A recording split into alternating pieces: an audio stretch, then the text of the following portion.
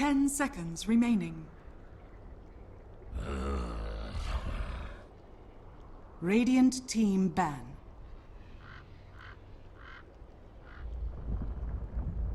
Hello everybody and welcome back to our last game of the ESL One Qualifiers night. Also the last game of the round of 16, where we find out who will be that final team that will actually end. This sounds really weird when I say it this way. We're ending the round of 16 to find out who the final 16 teams are. That's because it's the quarterfinals of both the European as well as North American region, which gives us our last 16 teams ballot out for the two positions. One for America, I should say North America and South America and a whole bunch of the surrounding regions, as well as the European division, which also includes CIS. You know, we're just so inclusive. But that is what we're doing right now. Who will advance forward? Let's find out in this best of three. Joining me is my American expert. It is Blaze. Greetings. Are you ready for some football? Okay, I think Are you ready for some Super Bowl? No, because I hate Super Bowl. All right, so... I seriously, I hate that game. You want to play a real game? Pick up Aussie rules, AFL, the real game. Even NRL is better than that. I'll even say rugby is better than that. And yes, I will agree for all the Americans out there about to say our sports stars are so much more like they're just physically built better and it takes a lot of skill to do what they do. I don't disagree with you, but it's just the game. Right, but honestly, they don't even play the game anymore, man. They're playing ads. That's what they do in the Super Bowl. You just play commercials. You get a couple of people throwing the ball around in the breaks. Hey, wait. We could do this Super Bowl style. Do I nipple it? Oh boy. My shirt doesn't go that far. I'm sorry. I don't have the hand of Justin Timberlake. Man, you were ready for this one. Never forget. 10 seconds remaining. There's some people in Twitch chat that don't even know what you're talking about. They're too young. 5 seconds remaining. Wait, what? That was only like 3-4 years ago, right? I think it's like 8, probably. I don't know. Really? It's time flies, dude. Holy crap, I'm old. Let's talk about young things. Let's talk about Dota. Oh wait, it's old too. Let's talk about draft. It's interesting to see. I was wondering if paiN would ban out the Invoker in the first two, just because like Greedy actually played a really good Invoker in the previous game, even though he did feed First Blood. It looks like paiN's going to take it themselves. 10 Dude, seconds I just looked it up. It's 12 years ago. Okay, I gotta focus on the game now because that is blowing my mind. Really, 12? Yeah. Holy crap. Reserve time. I don't even know, dude.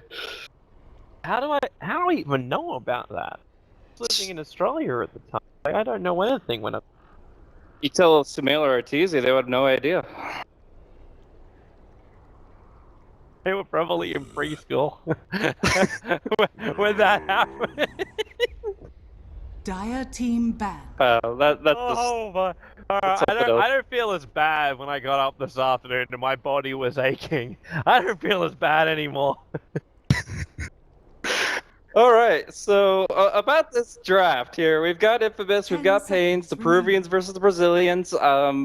Just talking about these teams a little bit, that both of them have been able to take games off of one another back and forth, but overall haven't played all that much on the patch in this context. Like, Infamous, they are really solid against South American teams. They seem to be struggling against North American ones. They beat Void Boys, lost to Archon. It's not an easy run, but Power Friendship are the team that actually gave them the most difficulty recently, and they were surprisingly able to triumph over them very recently in WePlay. So, fatigue will start setting in, but overall they're probably riding high off the win, and they're going to look to build up their strategy. And I was going to talk about this if we had time, but the Super Bowl references are much more high priority. But dude, you got all the time in the world. Relax and speak your mind. All right, so this Bounty Hunter pick, most people look at that and be like, first phase Bounty Hunter, are these guys insane? But it's actually a really strong pick in this matchup because both Z-Talk as well as Tail both love this hero. They are able to build a lot of gold momentum with it, and almost all of the South American drafts are very kill intensive. Like the last game that some people were watching on WePlay had like Ogre, Invoker, and Skywrath Maze. Like, it's all about just bursting people down, blowing people up, and getting kill momentum that way. And that's how you get your carries online, rather than farming 300 last 10 hits. So seconds remaining. it's definitely going to be creating a dynamic setting, and the Bounty Hunter thrives in 5 environments seconds where kills are remaining. being traded back and forth. Do they run it as a, like... What kind of Reserve time. play do they do, like, when they run it? Like, is this meant to be a support bounty hunter that just, like, infiltrates the jungle, or ganks up mid? Like, how do they make this work? Because I'm concerned when you got both a bounty and a Crystal Maiden that you don't have any Reserve real, time. true support control there. Dire team pick. I definitely agree with that. That's certainly a limiting factor. I feel like maybe the CM stays out of the jungle. Like, if she is doing absolutely nothing else, she'll go ahead and frostbite some creeps, but otherwise she probably turns into a lane support. And that Bounty Hunter probably is going to mess with that Invoker if he has the Sentry Ward advantage. So Bounty Hunter will start with 2 sentries, Invoker probably starts with 1, and in that case, it should be Z-Talk getting control of the mid lane and trying to make those ganks happen early. 10 But, seconds remaining. obviously, if there is a jungler, if there was a Chen on the board or 5 something, then he'd be seconds remaining. annoying the hell out of him and just kind of doing that. But for the most part, I expect he's going to be this 4-position Bounty Hunter starting in the off lane, but roaming on mid like 3 times in 6 minutes. Okay. I'm gonna watch this closely, man. Now that you've highlighted it for me, I want to watch it closely. Because for Crystal Maidens, it seems like you don't even need 9 Talon to make her work in the jungle. Frostbite's just so damn good there. And to power level her up, I want to see heroes which are able to make the most out of her aura, or heroes which she can fight against with her Nova as well as her Frostbite to control nicely. And like, the Frostbite is wonderful against heroes like Darkseer and Spirit Breaker when they're surging or charging in, as long as you have vision. Critical part, as long as you have vision. But all other times, I'm worried she just becomes food. Like, Darkseer and Spirit Breaker are very tanky, so she controls them, but then someone else has to follow up. So the Templar Assassin needs a good start. That's going to be difficult when you're going up against a Quas Exort Invoker, who is going to be walking around with a bunch of Forge Spirits, and probably just taking off all of your shielding. Darkseer, if he puts 9 Shell on Spirit Breaker, charges the TA, shields are also gone. 10 Someone buys a seconds Necro book, remaining. building even more problems for TA, unless she's able to hit that BKB timing. Radiant team pick. It's... yeah. I'm a little concerned with the Infamous lineup. I see a lot of weaknesses which can be exploited by paiN Gaming's current 3 heroes. If they can find a way to zone out the Tidehunter as well, then this game is going to get very, very interesting. Interesting meaning this is over in 25-30 minutes.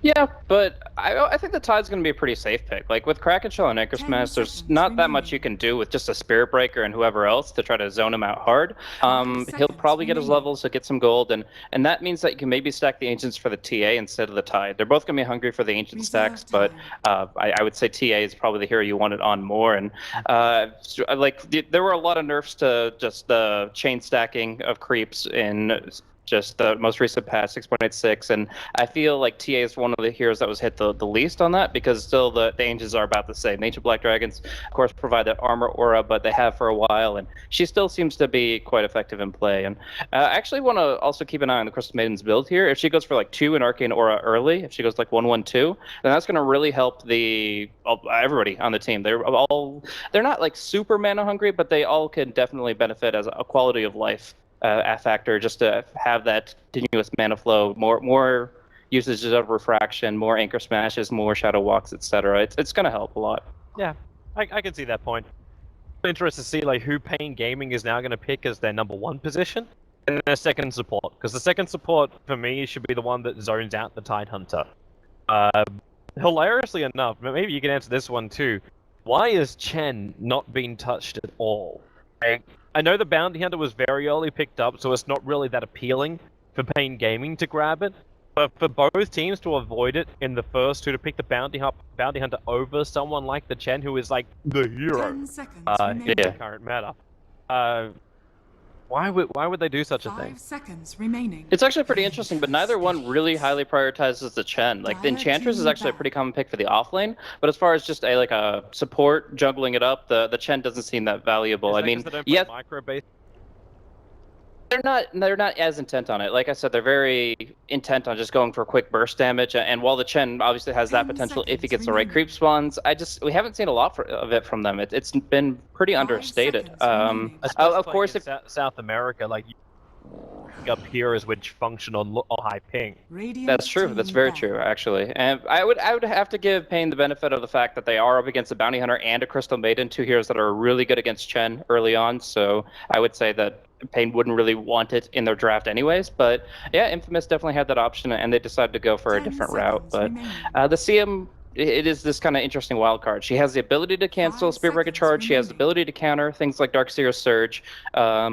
But otherwise, she's kind of just a walking Reserve aura for a time. long, long time. So obviously, the Ravage and the Freezing Field, if you can sync those Dire ultimates up team pick. and actually keep it alive, that's going to be a really great spell to bring to the fights. But yeah, overall, there are just so many other supports that I would actually put in that 5 position that you can be confident your safe laner is going to be okay. If it wasn't right now for a hero like a Tidehunter, I would actually consider something like a Slark for paiN Gaming. So I'm thinking like, what is able to lane against the Tidehunter, 10 what can actually seconds shrug off the remaining. track, and just basically hunt that Crystal Maiden. 5 Slark is one of the seconds first remaining. things that comes to my mind. This line for paiN. I don't know if they run him that much. Radiant team pick. I love how it just stopped mid-sentence there, but yeah, that's definitely an interesting pick here. What I'm looking at is like, Why?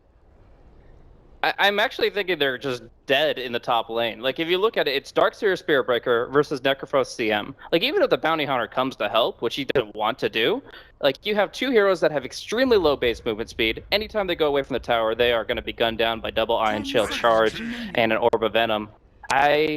And now they pick up the Wraith King, where it's like, okay, you can ult me, you can ult the carry, and it doesn't mean squat. You I basically blow everything you've got to get the initial kill. It's not even a high magic armor, like a magic dealing lineup. The Templar Assassin's burst damage still relies directly on the meld. Necro relies on getting his scythe off, but like you pick up a Necro, which will be able to sustain the lane against Iron Shells from the Darkseer, but he'll never be able to zone out the Darkseer, because Darkseer just sits at range, throwing out Iron Shells. He still gets his farms, he still gets his levels without having to come in range of the fucking Death Aura. I'm liking paiN's draft right now. I feel like their lane function is going to be beautiful, and Infamous, prove me wrong. I hope you prove me 10 wrong, because seconds I want this lineup to work. It's got potential, but only if they get early momentum in the lanes, and that's probably the biggest problem I feel in their setup. Yeah, I mean, we'll have to actually check out those lanes, because one thing I didn't mention is that Infamous do swap out their roles quite frequently. They're able to kind of change who's going to be playing primarily the.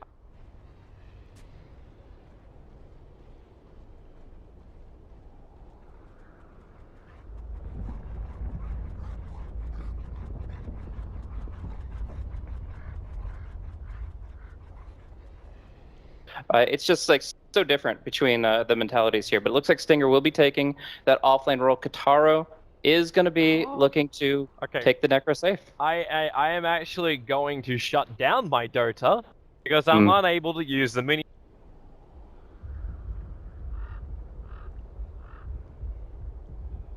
30 seconds to battle.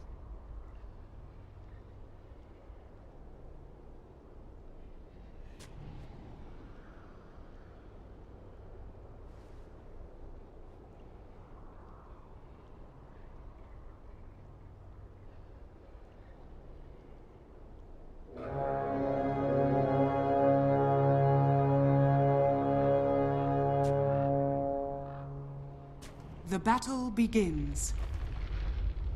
Ill-gotten gains.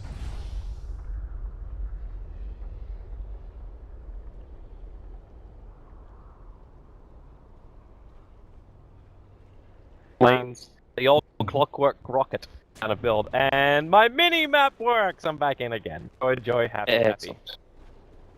Alrighty, so already keeping tabs on Z-Talk here. He's going to be roaming the Bounty Hunter towards mid, but you see the healing salve got dropped on the ground. Venge is going to be the human courier, and that's going to make it so that there is no snipe possibility. Maiden's in a bit of an interesting spot. This is where those double iron shells start to push back the Necro.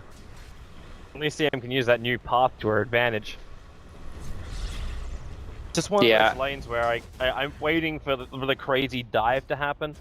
You're running a Tidehunter versus a Wraith. You know, this is actually a nice matchup for the Tidehunter. Anchor Smash is terrific up against someone like a Wraith King. Gotta find a lot of farm. If he gets his levels, he goes up to Kraken Shell. Everything should be hunky-dory for him. I would still say that the dual lane up top is going to get more done than the Tidehunter solo down bottom, but you're right. Like, Avenge and a Wraith King putting everything they have shouldn't be able to kill the Tide if he's keeping his health pool nice and high. Because, like, the Kraken Shell, once he gets level 2, versus compared to the Magic Missile and that Wraith Fire Blast, just doesn't do enough, generally speaking. But, you know, you add in a charge there when the Spearbird hits 2, and maybe you keep him on his toes. But for now, Z-Talk is kind of in his prime. Orb of Venom and the Janata. He's not able to pick up the courier, so now he's just going to try to make somebody's life miserable. Well, it looks like it's going to be a Wraith King that's going to have his life being made miserable. That's really going to be all. Like, I'm primarily looking for Tide hit that level 6. Like, I'm waiting for paiN to group up as this 6, so they come in for the gank, and then instant rebuttal from Infamous. They just charge down, they TP multiple heroes and just go for it. Stinger's maybe biting off a lot more than he can chew. You got a Mango charge available here for 40R, so if he wants to go for it, he could, but problem is the rest of his teammates a little bit too far away. So finding this damage, they've got enough. They're going to be able to do it. But the Unfortunate there. wasn't fully in that. Yeah, of course not, but just enough. It's like, okay, he goes just far enough. Actually going to be seeing a Meteor whiff, but still with the Spirit Breaker in position with the Haste Rune, he's going to get a quick freebie for the Invoker. 17%. Able to hit the perfect stun at the perfect time. That's so dangerous. Like, we talked about how critical it was the Templar Assassin got off to a good start. Otherwise, she did. But now, got to keep that momentum up. She's not going to miss too much out of the mid lane, but it's the Invoker having a little bit more room to breathe, and he was the one to get that kill too.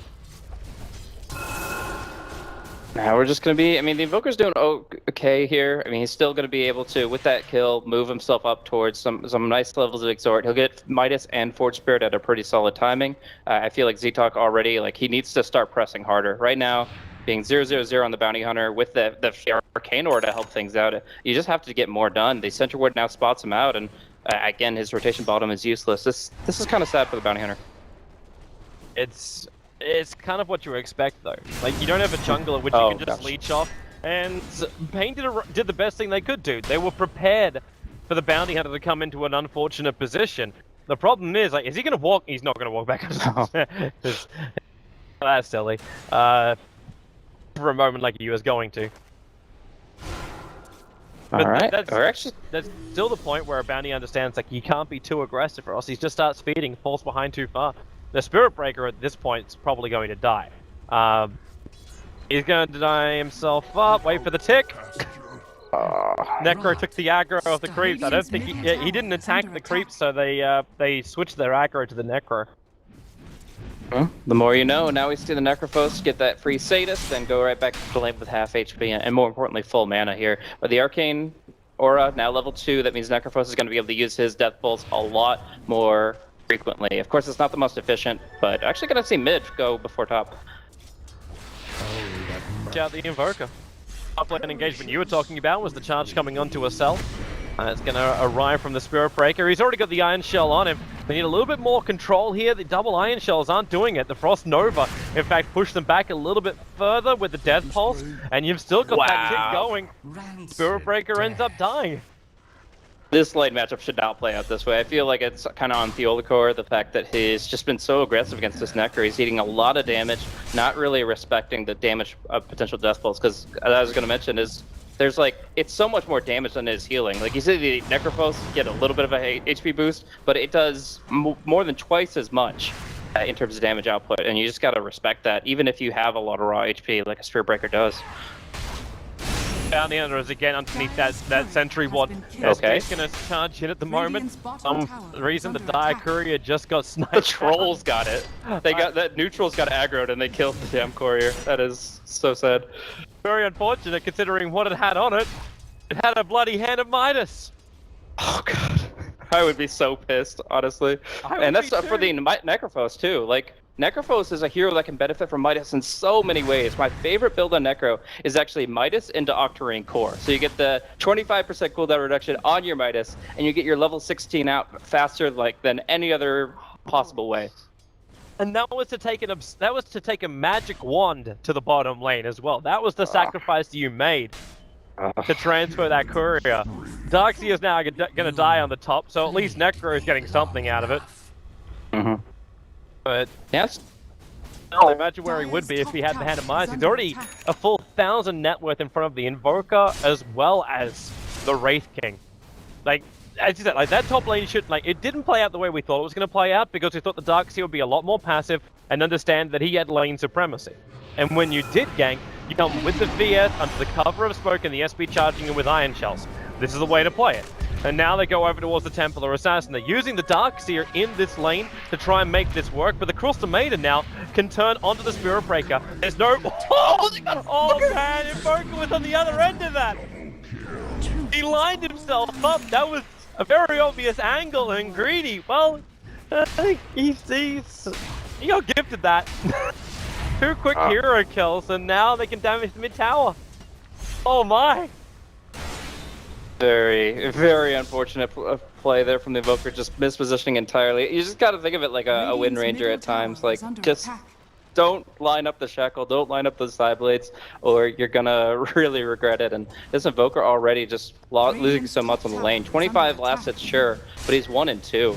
And the TA is getting her good start now, and the Necrophos, despite the Midas delays, is gonna find his too. Oh my god, this is Elite Dota. Not just about the draft, it's about how you execute it. And it's been executed pretty nicely from Infamous because of the space that paiN Gaming has given them. And that's something we saw in their Wii Play match just previously. They do capitalize on the space that is given. Most definitely. It's actually pretty interesting because I thought the Bounty Hunter would be a big prime player. Like, being able to move, being able to gank heroes like Invoker and create opportunities, I thought that would be a big deal. But he's been sitting down bottom, but there's a Wraith King. Oh, there is also 2 heroes going on to Greedy. The refraction's gone, but he's okay. Help! They have no detection. Well, actually, they have dust on the Spirit Breaker, but they didn't trigger it. Now with the side blades, the Spirit Breaker, oh, he can't even charge himself away. He's going to get Meld Strike down by the Templar Assassin. There's another chase going on, which is the Bounty getting a solo kill on the Vengeful Spirit. And this thing just went pear-shaped. Just rack them up, man. 8-2, massive kill influx going the way of Infamous. The Midas now finally coming out onto Kataro, and his net worth continues to grow.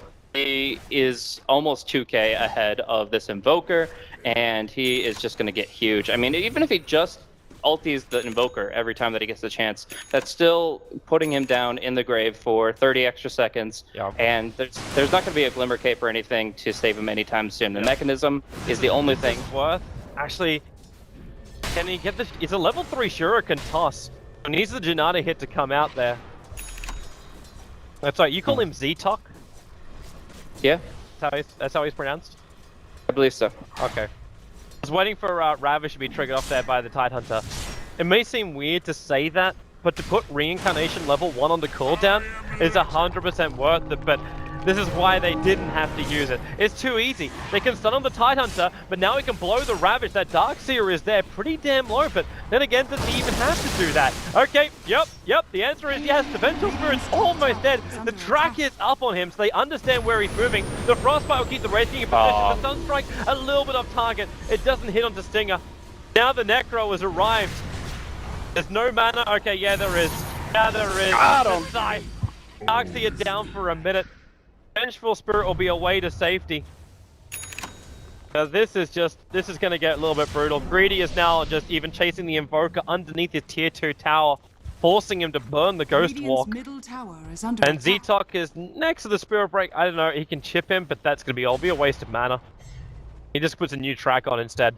And I don't even think the Tide needed to Ravage there, of course, but he just, with the Magic Stick, with the track moving speed, got himself to safe distance, and was like, wait a second, we can turn this, we can kill, and it actually would have gone a lot smoother, except the millisecond that the freezing field was activated from Crystal Maiden, it was immediately stunned up by the Wraith Kick. She didn't even actually drop a single icicle, but nevertheless, still Infamous. Really happy to keep that Darkseer off the map. A hero that naturally farms really quickly once he hits that level 6, level 7 range. But they have the track, they will see the Ghost Walk, and they will kill off the Invoker once more. They made that a lot harder than it needed to be. There will be at least a revenge. There should be a revenge kill here. And in fact, there will be with the extra bash.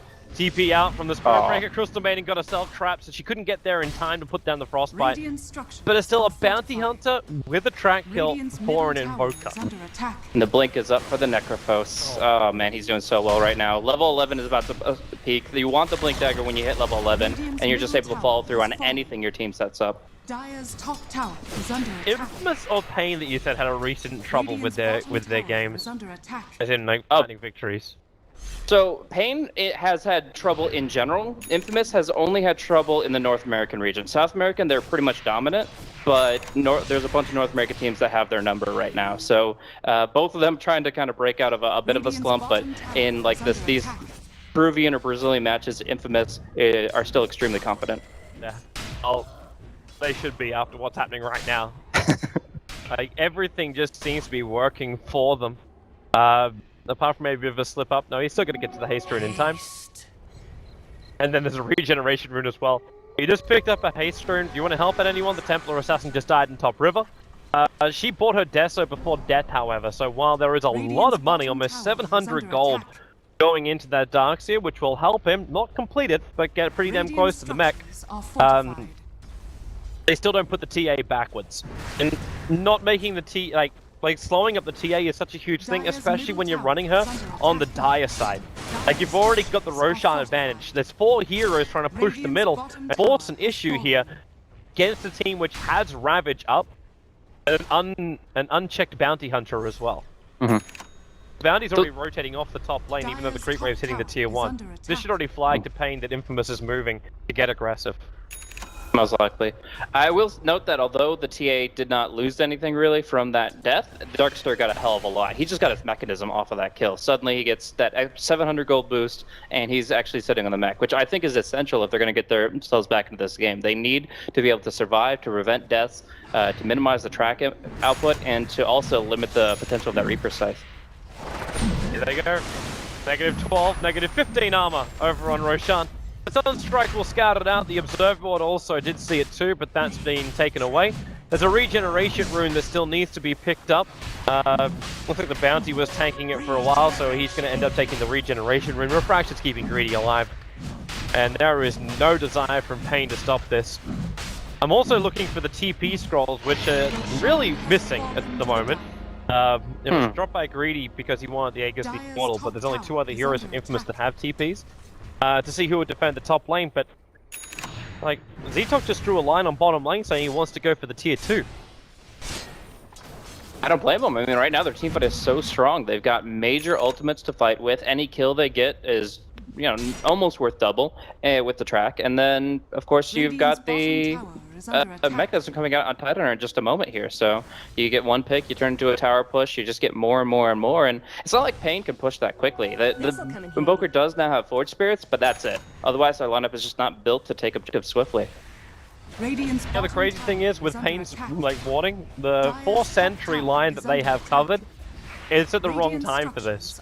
Because Infamous got so aggressive, they have no control over their jungle. That ward line is, well, it's about a quarter of the map to the right, too far. And now they're going to find a catch out. It's 40R, who's a little bit further up. At least his reincarnation's back off cooldown. But I'm sorry to say for him, it's about to go back on to cooldown. There's a level 4 Shuriken toss going to fly his way. Even bounces over to the Vengeful Spirit and to the Spirit Breaker. They saw a lot of what was going on. And Infamous just want to fly from the trees. They're in range for the Ravage. The TA is going to go in. And Dinger, well, let it go, bro. No, now he does. Finally, they walk through the Darkseer wall to make it happen this time. Oh my. Oh, that damage is unstoppable. That mech didn't come out until the last second. The Darkseer used all of his spells, realized that even with his Magic Stick and Soul Ring, he still didn't have mana for the mechanism. He couldn't do a damn thing in that fight.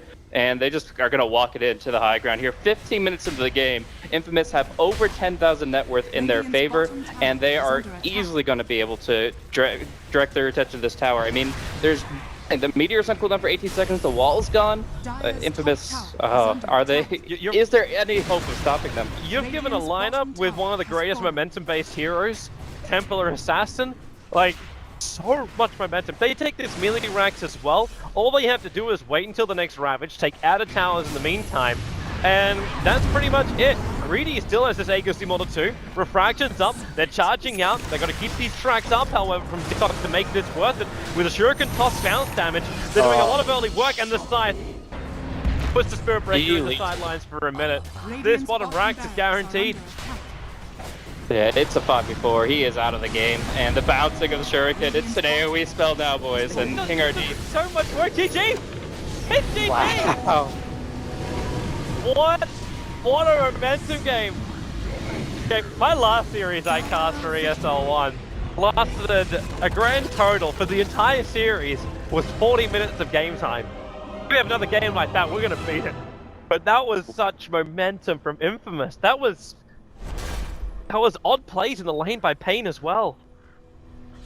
I really got to draw the attention to the top lane. Well, the Bounty Hunter didn't really get that much done. He did try, and he did force at least the Venge to stay bottom. But the big thing was how that Spiritbreaker Darkseer matchup played out against the Necro CM. Because although there are some ways where, obviously, there are ways